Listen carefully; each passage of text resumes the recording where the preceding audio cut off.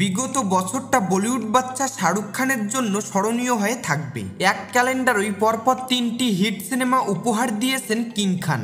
এর মধ্যেই 2টি ছবি 1000 রুপির বেশি বক্স অফিস কালেকশন করেছে। শোনা যাচ্ছে 2024 সালের শুরুটা সঞ্জয় লীলা বানশালীর ইনশাআল্লাহ সিনেমা দিয়ে করবেন শাহরুখ।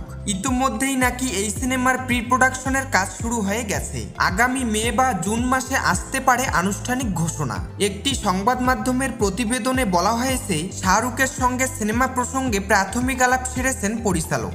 তিনি নিজেও সিনেমাটি করতে আগ্রহ দেখিয়েছেন। 2023 সালে শাহরুখের পাঠান, জওয়ান ও ডানকি দর্শক মহলে ব্যাপক সাড়া ফেলেছে। অভিনেতার ঘনিষ্ঠ সূত্রের দাবি 24 সালেও 3টি সিনেমা মুক্তি দিবেন শাহরুখ। যদিও বর্তমানে পরিবারকে নিয়ে লন্ডনে অবকাশ যাপন করছেন শাহরুখ, সেখানেই বেশ কয়েকটি সিনেমার স্ক্রিপ্ট পড়েছেন তিনি। ছুটি কাটিয়ে দেশে ফিরেই 3টি সিনেমা ফাইনাল করবেন এই অভিনেতা। সূত্র মতে চলতি মাসেই পরবর্তী 3টি সিনেমার ঘোষণা দিতে পারেন শাহরুখ।